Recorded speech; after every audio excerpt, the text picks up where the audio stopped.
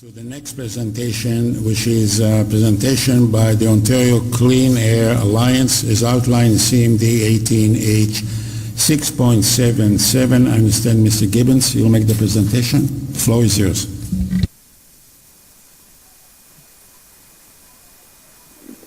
Nope. It's on now? Yeah. Thank you, Dr. Binder, members of the Commission, for the opportunity to speak with you.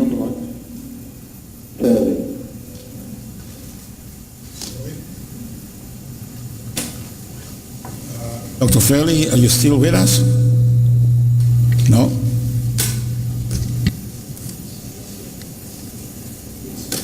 Yes, what? Okay. Dr. Binder, Dr. Fairley is one of our expert witnesses. He's going to be accompanying me on the phone. To answer questions about the report. So tell him to, could you, Dr. Fairley, can you put yourself on mute for now? Because we're getting some feedback here. Okay, go ahead, please. So Dr. Binder, members of the Commission, I'm Jack Gibbons from the Ontario Clean Air Alliance. I am an economist, I'm a former Toronto Hydro Commissioner, and I'm a former member of the staff of the Ontario Energy Board. And I'm accompanied here today on the phone by Dr. Fairley and by Dr. Gordon Thompson, who have both produced expert written reports for this hearing. And we're here today to make three submissions. The first submission is that Ontario Power Generation's application for permission to continue to operate the Pickering nuclear station beyond August 31st, 2018 should be denied. It should be denied because the continued operation of the Pickering nuclear station would create an unreasonable risk to the health and safety of the residents of the GTA. Our second submission is that as soon as the Pickering nuclear station is shut down, that it should be immediately dismantled and decommissioned. And our third submission is that the CNSC should direct Ontario Power Generation, or OPG, to build above-ground, attack-resistant, reinforced concrete vaults for the storage of the Pickering nuclear station's spent nuclear fuels and plutonium. And so now I will briefly outline the reasons for our submissions. According to the report that Dr. Fairley did for us, a Fukushima-level accident at the Pickering nuclear station could cause 26,000 cancers. It could lead to the evacuation of more than 650,000 people from their homes for 30 to 100 years, and it could lead to a $125 billion loss in the value of single-family homes. And it is our submission that the residents, that it is not reasonable to submit the residents of the GTA to the risk of a Fukushima-level accident, given that there are cleaner, safer, and lower-cost options to keep our lights on. Specifically, by importing water power from Quebec, we can close the Pickering nuclear station and lower our electricity costs by $1.1 billion a year. Furthermore, despite the submissions of the Canadian Nuclear Association to the contrary, we do not need to upgrade the Hydro One transmission system to import sufficient water power from Quebec to close Pickering in August of this year. Our second submission is that as soon as the station is shut down, it should be immediately dismantled and decommissioned. As you are well aware, according to the International Atomic Energy Agency, immediate dismantling is the best practice. In addition, immediate dismantling and decommissioning would create 32,000 person years of direct and indirect employment and it would permit the vast majority of the station site to be returned to the local community by 2033. And according to Dr. Gordon Thompson's report, the amount of plutonium that is stored at the Pickering nuclear station is approximately equal to the amount of plutonium on all of the world's active nuclear weapons. Furthermore, according to Dr. Thompson, OPG has only a light defense system to protect Pickering's spent nuclear fuels and plutonium. We believe that this is totally unreasonable given the risk of a terrorist attack. So we are requesting the CNSC to direct OPG to build above-ground, attack-resistant concrete vaults for the storage of Pickering's spent nuclear fuels and plutonium.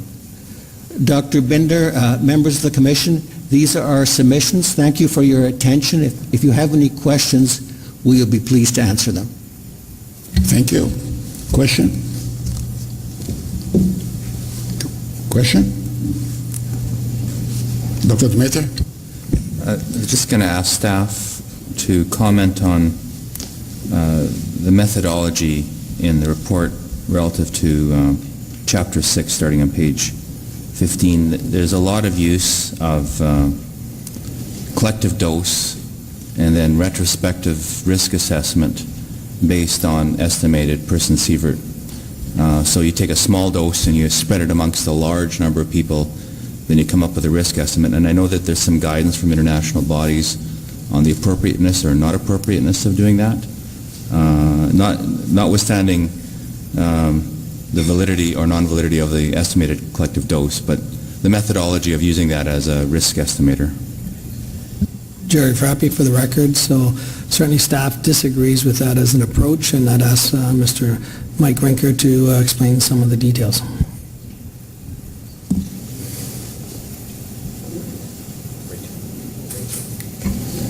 Dr. Rachel Lane for the record. Dr. Demeter, you are correct. The use of collective dose for this purpose is not appropriate.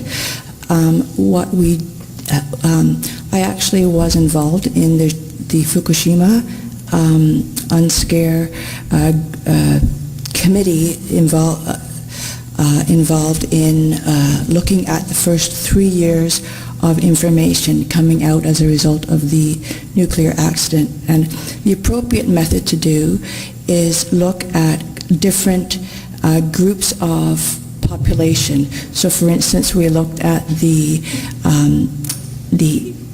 group that was evacuated, the group that was in the prefecture, the group that was just outside the prefecture, and then the whole of Japan. We also looked at, within each one of those categories, we looked at an infant, a child, and an adult. And using the information from all of the information that was coming into us at that time, we were able to estimate doses. That is the appropriate way of looking at the doses to the public as a result of the nuclear accident. And that was what was done for Fukushima and is published in the UNSCARE 2013 report.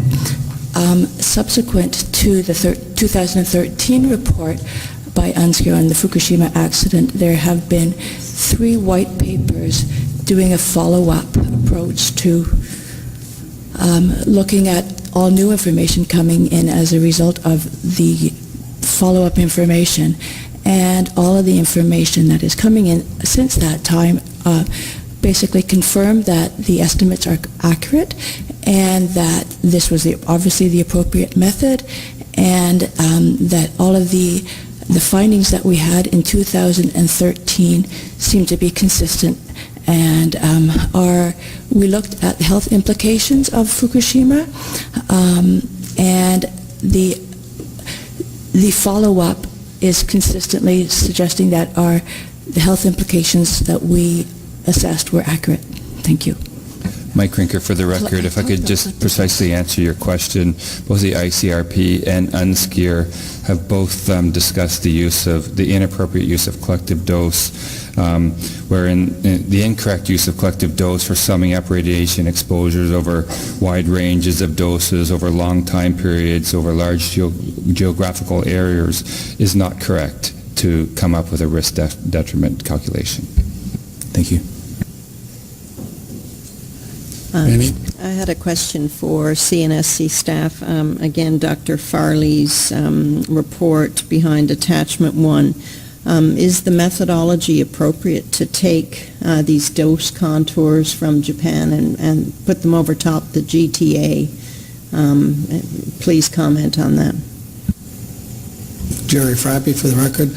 So certainly I think it's clear that what would happen after a severe accident or event, whether it be seismic or whatever the case is very dependent on the design of the nuclear reactor. The CANDU system is very different than the design of the boiling water reactor at Fukushima, and in particular, given the emergency mitigation equipment and such updates that have been done to Pickering, we would not expect any kind of dose plume that would be similar to what's in this study. Therefore, we do not believe it's appropriate at all to take the Fukushima exposure and apply that onto a map of Ontario.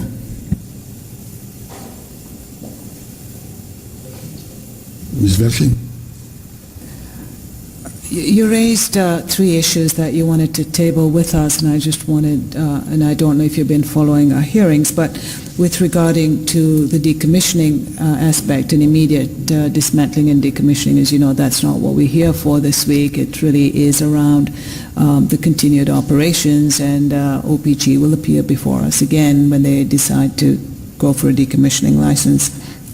And your third point around the hardening of the on-site storage and a proliferation risk that was addressed earlier this morning. So we're not asking you any questions because we have discussed that. My question to you was on the study that's attached to your submission, which had got a whole lot of media coverage, as I recall. Can you share with us the kind of reaction that it has received? Well, as you mentioned, it's received a lot of media coverage, and I think it's of a concern to many people in the GTA in Ontario, because it's a study that's credible. It says, look, if we had the same level of radiation release at Fukushima, and if we had the same radiation distribution pattern as at Fukushima, this will be the impact. 650,000 people would have to be evacuated for 30 to 100 years.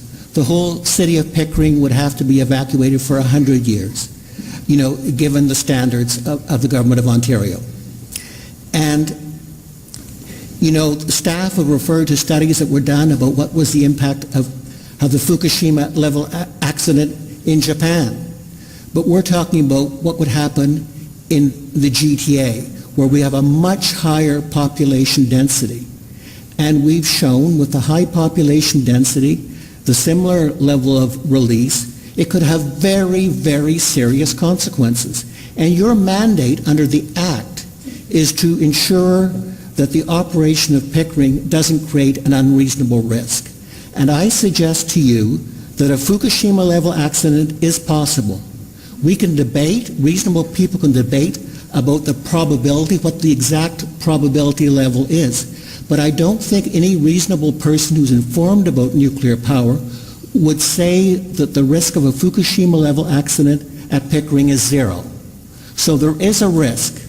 And I'm an economist, and I say, why put my children and grandchildren who live in East Toronto at risk when we can close the station now after 47 years of service and import lower cost water power, have a safer, keep our lights on, eliminate this risk totally, and reduce our electricity costs by $1.1 billion a year.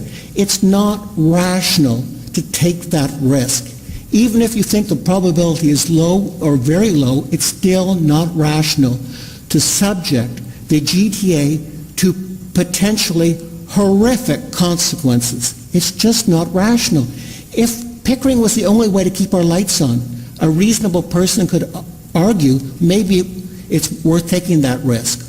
Or if the continued operation of Pickering would lower our electricity costs by $2 billion a year, maybe you could argue it's rational to take that risk.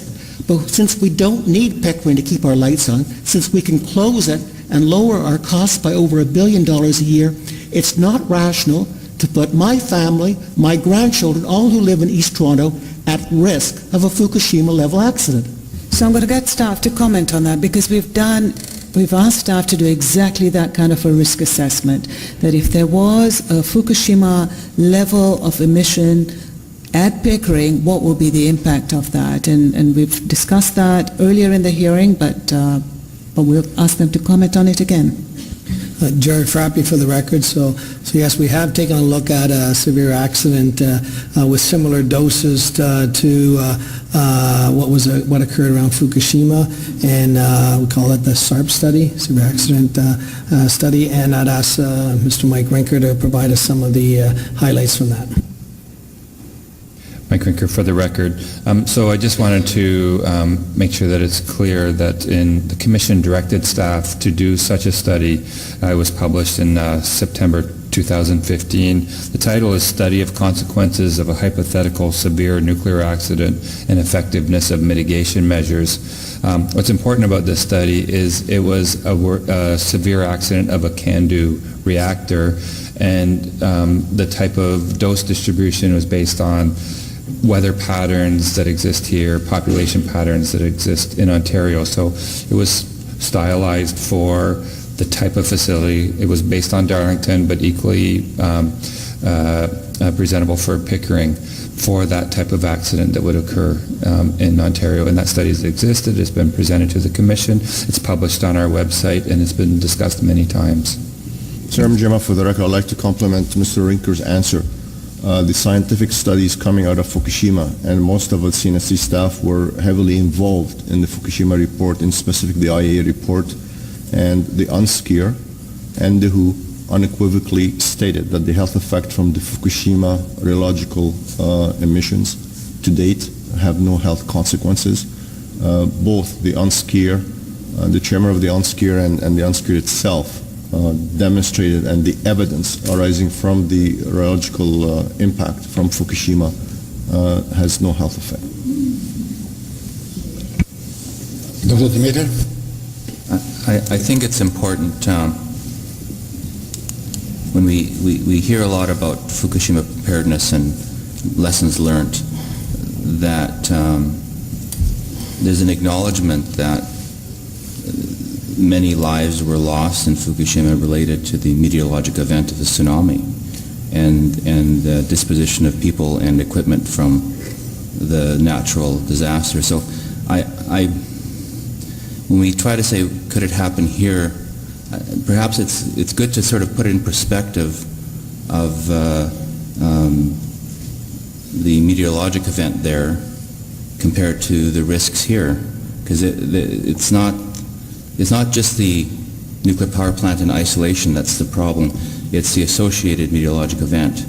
And maybe someone can give a perspective of the compare and contrast the impact of the radiation, which you talked about, versus the impact of the meteorologic event, because otherwise it's a bit of apples and oranges. Jerry Frappi for the record. So we do have Dr. John Adams available to us there now, who is from NRCan and is a recognized expert on seismicity. And the reason I put that is, as you mentioned, with respect to Fukushima, it was a level 9 earthquake, which is not credible around here, which then caused the tsunami, and we all know the story after that. But also, I think yesterday there was some talk about fault lines and yes or no under the Pickering or by Pickering. So while Dr. Adams was not available yesterday, he is available now. So perhaps I could ask Dr.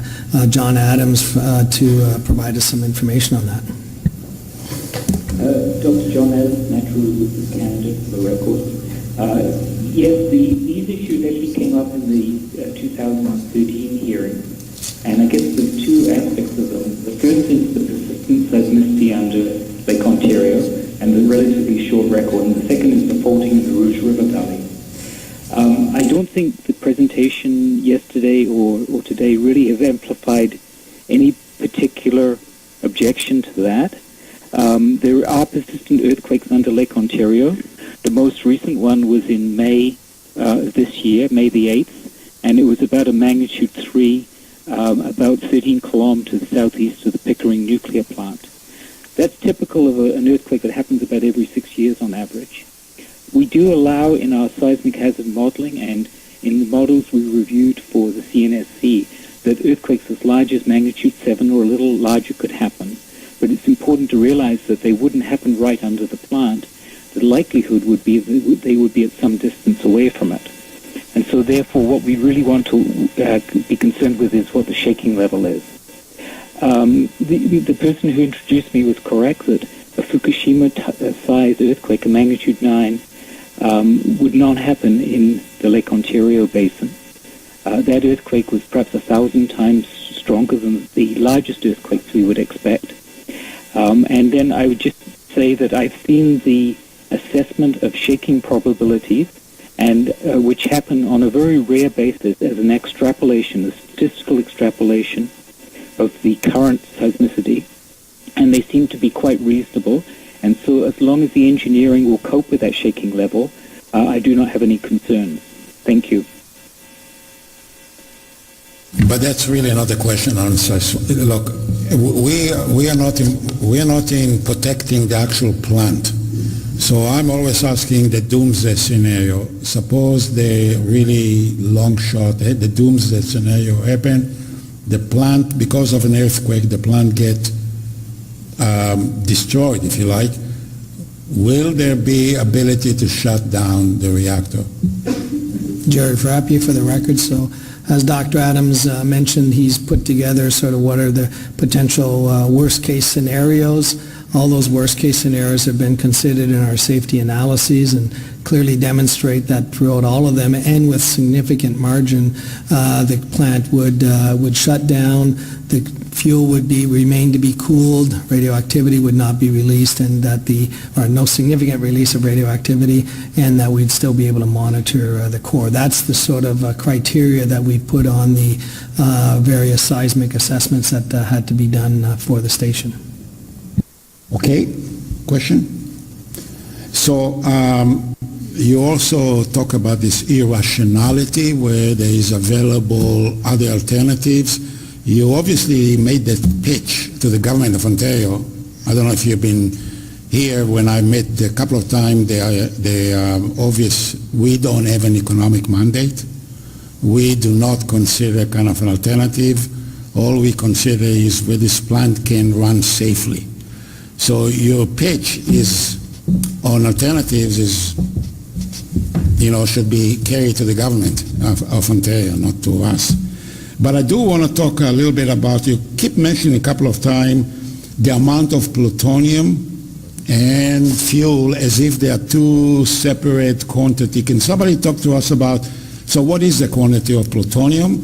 Where is it? And talk about what kind of security to make sure that nobody can actually, terrorist attack cannot succeed.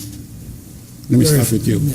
Jerry Frappia for the record. So certainly we have requirements on the licensee to have a very robust security program. And while we can't go into all of the details, we certainly can give some highlights on that, and I will go to Ottawa for that in a minute. I think what's more appropriate to really put this in context is the idea of plutonium. So just to be clear, there is not a bunch of plutonium sitting someplace in a container or whatever. What there is there's spent fuel, and as that natural uranium goes through the reactor, there are nuclear interactions that occur, and plutonium is created. But it is embedded within the fuel matrix. Even if you could get to the fuel itself, which again from a security perspective is not as highly unlikely, you would still have a very, very complicated processing that would be required to separate that plutonium from the ceramic pellets, You have to get to the ceramic pellets. As we talked about earlier, this is there's certainly a lot of radiation fields around that, so it is self-protecting a bit, as we like to suggest. So there is no way that even if somebody could get on site, that they can leave with a bunch of uranium or So plutonium. are you satisfied with the security as it currently exists? So from our perspective, we believe we have a very robust security requirements around the nuclear power plants. OPG at Pickering is fully compliant with those requirements, which includes, as people know, armed response capability if there was a need for such a response. And if you want more details on that to the level we can, we'd have to go to Ottawa. No, I'd like to ask, did you visit the facilities and you saw the kind of security in place? Dr. Binder, I would like to ask our expert witness, Dr. Gordon Thompson, to address the questions and the response that you've just received from your staff. He's on the phone, Dr. Gordon Thompson? Dr. Thompson, are Yes. you on? Hi, this is Gordon Thompson speaking from Massachusetts. Can you hear me? Yes, we can. Go ahead. The last witness was correct in saying that plutonium is present in spent fuel. It's a relatively small mass fraction of the spent fuel. Nevertheless, over the lifetime of operation of Pickering, a very large amount of plutonium is created and is present in the spent fuel. The type of plutonium that is generated can be used to make a nuclear weapon or a nuclear explosive device if it is extracted from the spent fuel. I provide a footnote in my report indicating that there is a published report dating from the 1970s explaining how a relatively small facility could be used to extract plutonium from spent fuel. That report is available freely on the web. I chose not to provide the URL, but it's clear from that report and other sources that a relatively small and crude facility could extract plutonium from spent fuel generated at Pickering. There are numerous people around the world who know how this could be done. That's not, excuse me, sorry to interrupt you, but that's not the question. The question is, did you visit the site and are you happy with or unhappy with the security in place? I have not visited the Pickering site, but the available information about the site, including photographs, make the security arrangements relatively clear. And Okay. no, I'm not satisfied about the security arrangements. How can you not be satisfied? How can you not? That are relevant. How can you not be satisfied? You didn't visit it. I would be interested in visiting. The security arrangements of commercial nuclear power plants are well documented and are also apparent from site photographs. They're not. They're pretty prescribed information. So I actually suggest you should go and visit Pickering and maybe learn something about the Canadian security. Anyhow, any other questions? Okay, last word to you. Thank you, Dr. Binder and members of the Commission. Dr. Binder, you asked the question about our proposal to import water power and save money, and you said, well, have you put that suggestion to the Government of Ontario? And absolutely we have, both to Premier Wynne and also Premier Designate Ford has also addressed this issue. Both of them are more interested in protecting the 1,900 jobs of the people who work at the Pickering nuclear station than lowering our electricity costs or increasing public safety. But, sir, you are the Canadian Nuclear Safety Commission. It's your responsibility to ensure the safe operation of nuclear power. So that's why we're here. That's your mandate, to make sure we're not taking unreasonable risks. And, sir, you say, well, your mandate doesn't allow you to look at alternatives. It's my respectful submission that it does. The objects of your commission under the Act, under the Nuclear Safety and Control Act, Section 9, are to prevent unreasonable risk. And in my submission, you cannot answer the question about whether the risk is reasonable without looking at alternatives. If there is no alternative to keep the lights on, then a reasonable person could argue that the risk is worth it, the risk of a Fukushima-level accident. But if there are other alternatives that are lower cost, I would argue, my organization would argue, taking that risk is unreasonable and totally unnecessary.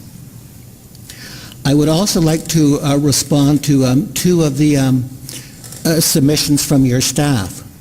One of your staff said, hey, we can't have an earthquake of the same severity at Pickering that occurred in Fukushima. But Dr. Fairley's report is not based on the assumption that we will have a Fukushima-level radiation release due to an earthquake. Dr. Fairley's report didn't say what would cause it. There's many potential causes. It could be a terrorist attack. It could be a cyber attack. It could be an equipment failure. It could be human error. There are many possible causes. We didn't address that. But our fundamental point is there is the risk. It's not zero. There is a risk of a Fukushima-level accident. Now, and one of your staff said, look, if there's a Fukushima-level accident at Pickering, there will be no health impact. There will be no health impact if there is a radiation release at Pickering that is equivalent to the radiation release at Fukushima. And Dr. Binder's members of the Commission, I'm just an economist. But I tell you, that statement is not credible. To suggest that a Fukushima-level release at Pickering would have no health impact is just not credible. There is virtually no one in Ontario who would believe that statement, except that is true. And so I'm asking you, when you make your decision, ask yourself, could a Fukushima-level accident happen? Is the probability greater than zero? I suggest to you the probability is greater than zero. And then ask yourself, is there a scenario where a Fukushima-level radiation release would have catastrophic impacts on the GTA? And I think you have to admit in your heart of hearts, you know that could happen. And I say, given those two facts, the probability of an accident, of a Fukushima-level accident, is greater than zero. The consequences could be horrific.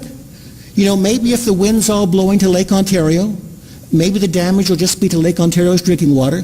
But you know, the wind could be blowing directly to Toronto, or it could be blowing to Oshawa, and it could have horrific consequences. And I say, why are we putting the residents of the GTA at this risk when we can close the station down after 47 years of service and import cleaner, lower cost, and safer water power from Quebec? It just doesn't, it's not a rational thing to do to continue to operate the station when we've got cleaner, safer, and lower cost alternatives. If you approve the continued operation, you are subjecting the people of the GTA to an unnecessary risk to their health and safety. Thank you for your attention. Thank you. Thank you for your presentation.